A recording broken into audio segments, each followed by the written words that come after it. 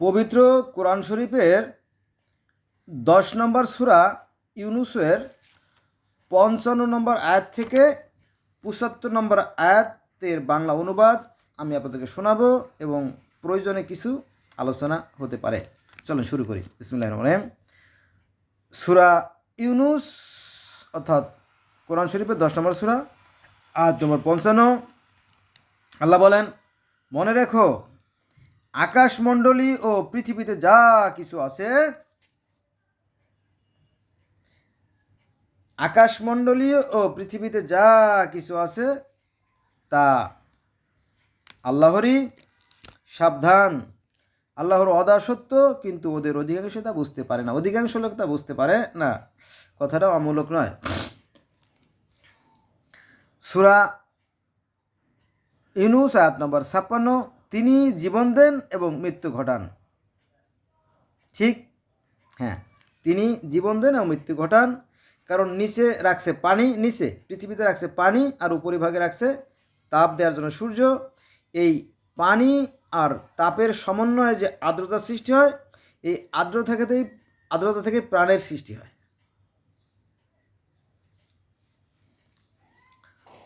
এবং তারই কাছে তোমরা প্রত্যাবর্তিত হবে, তারই কাছে আবার ফিরে যেতে হবে। সেই জীবন আসে জীবন থেকে, আবার তার কাছে আমরা ফিরে যাব। এটা সত্য, সবাই ফিরে যাবে। এখন কথা হচ্ছে যে আপনি ফিরে যেতে পারবেন কি না জানি না। মনে করেন যে একজন কৃষক যখন ফসল বোনায় তখন নিংলা, জাওই, ওষুধ, কীটনাশক, সার, ঘের সবই দেয়, পানি সেচ সব করে, কিন্তু ফাইনালি দুই প্রকার ফসল পাওয়া যায়। একটা হচ্ছে চিটা, যার মধ্যে কোনো শ্বাস নাই, অর্থাৎ বাতিল, আর একটা আছে হৃষ্টপুষ্টু। সে কোনটা রাখবে? আপনি কোনটা রাখবেন? নিশ্চয়ই হৃষ্টপুষ্টুটা রাখবেন। আর যেটার ভিতরে কোনো দানাই হয় না, যেটা শ্বাসই হয় না, যেটা মিসকেয়া, তাই না, যেটা বাতিল, সেটা কি রাখবেন? রাখবেন না। আর রাখলেন, মনে করেন রাখলেন, রাখার পরে পরবর্তী বছর যদি বুনান, তাহলে ওটা কি আপনার অঙ্কুরোদ্গম হবে? অর্থাৎ ওখান থেকে চারা গজাবে না। এখন আপনি মনে মনে ভাববেন যে আপনার ভিতরে আসলে ওই ধরনের সেই এনার্জি, ভোল্ট, পাওয়ার তৈরি হয়েছে কিনা।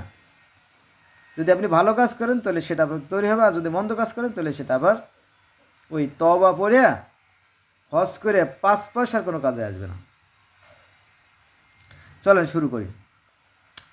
সূরা ইউনুস আয়াত নম্বর 57। হে মানুষ, তোমাদের প্রতি তোমাদের রবের উপদেশ ও তোমাদের অন্তরে যে ব্যাধি আছে তার প্রতিকার এবং বিশ্বাসের জন্য পথ নির্দেশ দেওয়া এসেছে।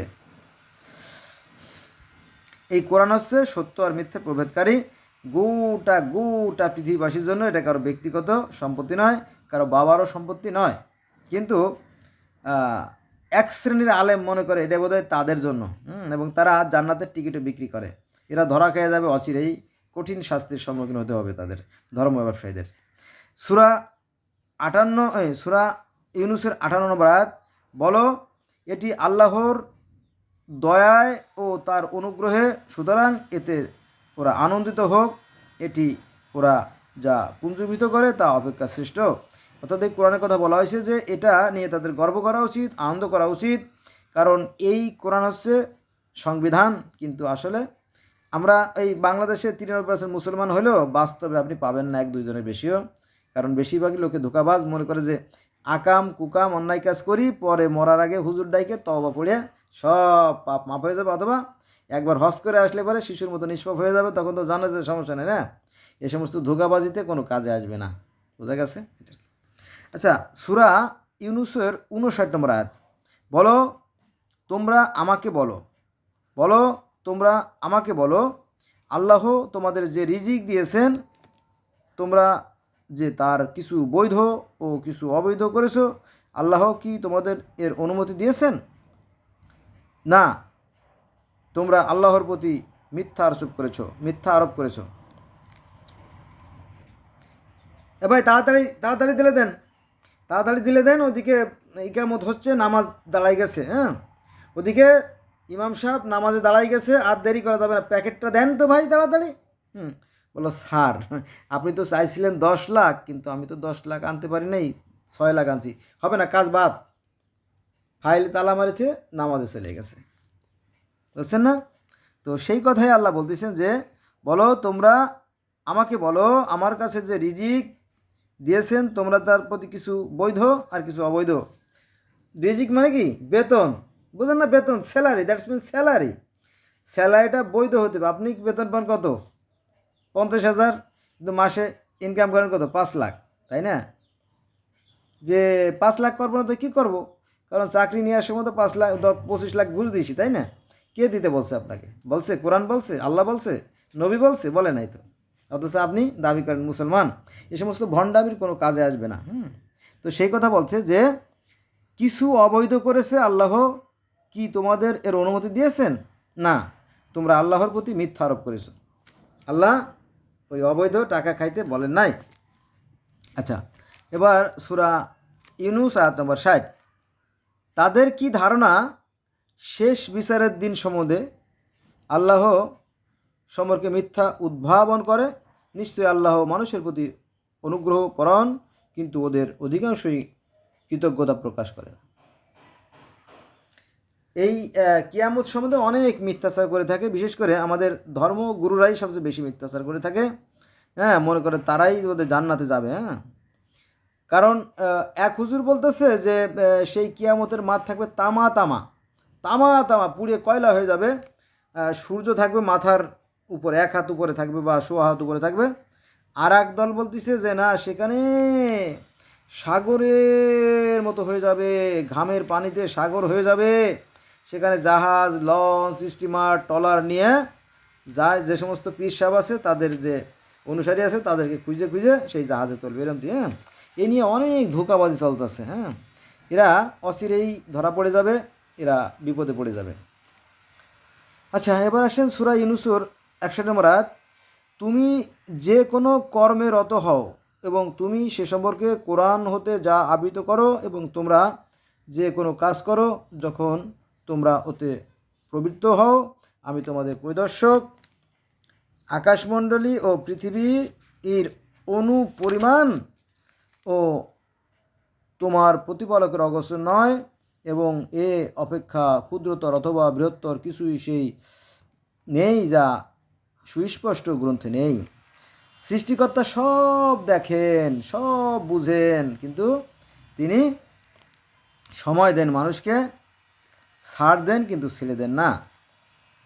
আচ্ছা, সূরা ইউনূস আয়াত নম্বর 62। জেনে রাখো, আল্লাহর বন্ধুদের কোনো ভয় নেই এবং তারা দুঃখিত হবে না। আল্লাহর বন্ধু কারা? যারা সৎ কাজ করে তারা। চোর বাটপার যদি আল্লাহর বন্ধু হয়, তাহলে ব্যাপারটা কেমন হয়ে যায় না? হয়, বলেন? চোর বাটপার, চিটার, ধোঁকাবাজ, ভণ্ড, প্রতারক, জালেম যদি আল্লাহর বন্ধু হয়, তাহলে ব্যাপারটা কেমন? তো আল্লাহ তো জালেমের পক্ষে হয়ে যায়, তাই না? এটা হবে না। আচ্ছা, সূরা ইউনূস আয়াত নম্বর 63। যারা বিশ্বাস করে এবং সাবধানতা অবলম্বন করে, যারা বিশ্বাস করে, যারা সৎ করে, তারাই জান্নাতে যাবে। আর কি এই কথা আছে শত শত জায়গায়। আচ্ছা, সূরা ইউনূস আয়াত নম্বর 64। তাদের জন্য পার্থিব জীবন ও পরলৌকিক জীবনে সুসংবাদ আছে। আল্লাহর বাণীর কোনো পরিবর্তন নেই, এটি মহাসাফল্য।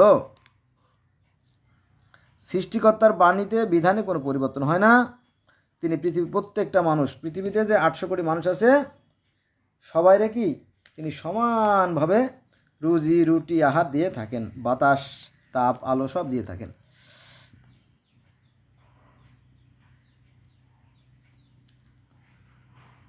সূরা ইউনূস আয়াত নম্বর 65। ওদের কথা তোমাকে যেন দুঃখ না দেয়, নিশ্চয়ই সম্মান আল্লাহর, তিনি সর্বশ্রোতা, সর্বজ্ঞ। সূরা ইউনূস আয়াত নম্বর 36। জেনে রাখো, যারা আকাশমণ্ডলে আছে, অর্থাৎ ফেরেশতাকুল বা দেবতাকুল, এবং যারা পৃথিবীতে আছে, তারা আল্লাহরই। যারা আল্লাহ ব্যতীত অপরকে অংশী করে, তাদের ডাকে তারা কিসের অনুসরণ করে? তারা তো শুধু অনুমানের অনুসরণ করে এবং তারা শুধু মিথ্যা বলে। সূরা ইউনূস আয়াত নম্বর 67। তিনি তোমাদের বিশ্রামের জন্য রাত এবং দেখার জন্য দিন সৃষ্টি করেছেন। কিন্তু আমরা দেখি, হ্যাঁ, বক্রভাবে। আপনি কোনো জিনিসকে যদি আর চোখে দেখেন ওই জিনিসটা কিন্তু বাঁকা দেখা যাবে, জানেন না? আয়নার মধ্যে আয়না, মনে করেন আয়নার মধ্যে যদি আপনি হাসেন, আয়নার মধ্যে ছবিটা কিন্তু আপনার হাসবে। আর আপনি যদি চোখ রাঙা করেন তাহলে কিন্তু আয়নার মধ্যে ছবিটা কিন্তু আপনার চোখ রাঙাবে। আপনি যদি কোনো জিনিস আর চোখে দেখেন তাহলে ওই জিনিসটা আর দেখা যাবে। আমি মাঝে মাঝে কথাটা বলি যে এই মানুষের সাথে মানুষের হিংসা, বিদ্বেষ আর ঘৃণা থেকে ধর্মের জন্ম, কিন্তু মূল যে ধর্ম সেটা কিন্তু এক। সেই জিনিসটা কি, এটা আপনার খুঁজে বের করতে হবে। তাহলে তিনি তোমাদের বিশ্রামের জন্য রাত এবং দেখার জন্য দিন দিয়েছেন, কিন্তু আমরা দেখি কিন্তু আর চোখে দেখি।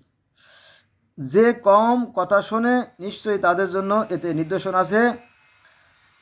ওই যে সৃষ্টিকর্তা বারবার শত শতবার বলছে যে যারা বিশ্বাস করে ও সৎকর্ম করে, যারা বিশ্বাস করে ও সৎকর্ম করে। আমিও বলি যে হ্যাঁ তাই। কারণ জাপানিরা সৃষ্টিকর্তায় বিশ্বাস করে, জানেন তো? জাপানিরা তার সৃষ্টিকর্তায় বিশ্বাস করে। সৃষ্টিকর্তাকে বলে তারা টিয়ান, আবার তাও বলে যে একজন সৃষ্টিকর্তা আছে তিনি তাও। কিন্তু আলেমরা এ ব্যাপারে মিথ্যে কথা বলে যে না, ওদের কোনো ধর্ম নাই। ওরা ধর্ম না থাকলে তো ওরা পায়খানা করে মাহাই ফেলতো, তাই না? কিন্তু ওরা সৃষ্টিকর্তা বিশ্বাস করে, কঠোরভাবে বিশ্বাস করে। ফলে তারা পানাকে, বাতাসকে এবং মাটিকে দূষিত করে না। এবং জাপানিদের মধ্যে দেখবেন কোনো দুর্নীতি নাই, কোনো অনিয়ম নাই, কোনো বিশৃঙ্খলা নাই, পরিবেশ সুন্দর। এই জন্য তারা সুস্থ সুন্দর দীর্ঘ আয়ু লাভ করে এবং দীর্ঘদিন বেঁচে থাকে। এহলোক যেহেতু তাদের ভালো, পরলোকও নিশ্চয়ই ভালো হবে, তাই না? ওই ধর্মের দোহাই দিয়ে জান্নাত পাওয়া যাবে না, কর্ম ভালো করতে হবে। সেই কর্মটা কিন্তু তারা করে, কারা? জাপানিরা। তার মানে কি, জাপানিরা যদিও মুসলমান না, কিন্তু তারা কোরআনকে অনুসরণ করে, আর আমরা ধর্ম বিক্রি করে খাই। চলেন মূল কথায়। সূরা ইউনূস আয়াত নম্বর 68। তারা বলে আল্লাহ সন্তান গ্রহণ করেছে, তিনি মহান, তিনি পবিত্র, তিনি অভাবমুক্ত। আকাশমণ্ডলে পৃথিবীতে যা কিছু আছে তা তারই। এ বিষয়ে তোমাদের কাছে কোনো সনদ নেই। তোমরা কি আল্লাহ সম্বন্ধে এমন কিছু বলছো যে বিষয়ে তোমাদের কোনো জ্ঞান নেই? এখানে হয়তো ঈসা আলাইহিস সালামের কথা বলা হয়েছে যে তারা ঈসা আলাইহিস সালামকে আল্লাহর পুত্র সাব্যস্ত করে। আবার অন্য অন্য ধর্মও কিন্তু সাব্যস্ত করে। যেমন আমাদের ইসলাম ধর্মের মধ্যে অনেকে দাবি করে যে নবী মুহাম্মদ সাল্লাল্লাহু আলাইহি ওয়াসাল্লাম স্বয়ং আল্লাহ। আবার অনেকে মনে করে স্বয়ং আলী হচ্ছে আল্লাহ। আবার হিন্দু ধর্মের মধ্যে কৃষ্ণ আল্লাহ। এইভাবে সবাই একটু বাড়াবাড়ি করে। যাক, সূরা ইউনূসের 69 নম্বর আয়াত, এখানে বলা হয়েছে, বলো যারা আল্লাহর সম্বন্ধে মিথ্যা উদ্ভাবন করে তারা সফলকাম হবে না। সূরা ইউনূস আয়াত নম্বর 70। পার্থিব জীবনে ওরা সামান্য লাভ করে, পরে আমারই নিকট ওদের প্রত্যাবর্তন, পরে ওদের আমি কঠোর শাস্তির আস্বাদন করাবো অবিশ্বাসের কারণে। সূরা ইউনূস আয়াত নম্বর 71। ওদের নুহুর বৃত্তান্ত শোনাও। সে তার কওমকে বলেছিল, হে আমার কওম, আমার অবস্থিতি ও আমার নিদর্শন দ্বারা আমার উপদেশ দান তোমাদের নিকট যদি অসহ্য হয় তবে আমি তো আল্লাহর উপর নির্ভর করি। তোমরা তোমাদের শরীক সহ এমনভাবে কর্তব্য স্থির করো যাতে কোনো সংশয় না থাকে। আমার সম্বন্ধে তোমাদের কর্তব্য স্থির করো এবং আমাকে অবসর দিও না। সূরা ইউনূস আয়াত নম্বর 72। তোমরা মুখ ফিরিয়ে নিলে কিছু আসে যায় না। কেউ যদি আল্লাহকে না ডাকে তাহলে 5 পয়সার ক্ষতি নাই, কারণ তিনি অভাবমুক্ত। কোনো যে যা করবে সে তারই জন্য করে আর কি। কারণ তোমাদের কাছে কোনো শ্রমফল চাইনি, শ্রমফল আল্লাহর কাছে আমি আত্মসমর্পণকারীদের অন্তর্ভুক্ত হতে আদিষ্ট।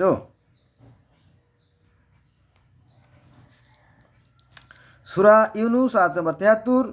পরে তারা তাকে অর্থাৎ নূহ নবীকে মিথ্যাবাদী বলে, তাকে ও তার তরুণী সাথীদের উদ্ধার করি এবং তাদের প্রতিনিধি করি। ও যারা আমার নিদর্শনকে প্রত্যাখ্যান করেছিল তাদের নিমজ্জিত করি। তাই দেখো তাদের সতর্ক করা হয়েছিল, তাদের পরিণাম কি হয়েছে। সূরা ইউনূস আয়াত নম্বর 74। অনন্তর আমি রাসূলদের তাদের সম্প্রদায়ের নিকট পাঠাই, তারা ওদের নিকট সুস্পষ্ট নিদর্শন এসেছিল, কিন্তু ওরা পূর্বে যা প্রত্যাখ্যান করেছিল তাতে বিশ্বাস করার জন্য প্রস্তুত ছিল না। এভাবে আমি সীমা লঙ্ঘনকারীদের হৃদয় সিলমোহর মারেছি। সূরা ইউনূস আয়াত ৭৫। পরে আমার নিদর্শন মূসা ও হারুনকে ফেরাউন ও তার পরিবর্গের নিকট পাঠাই, কিন্তু ওরা অহংকার করে এবং ওরা ছিল অপরাধী কম। যারা দেখবেন যে সমাজে যারা প্রভাবশালী, যারা বিত্তবান, যারা ক্ষমতাশালী, তারা তাদের ক্ষমতার মোহে ভালো আর মন্দ বুঝতে পারে না। পরে যখন বিপদ এসে যায় তখন আর কিছু করারও থাকে না। ধন্যবাদ সবাইকে।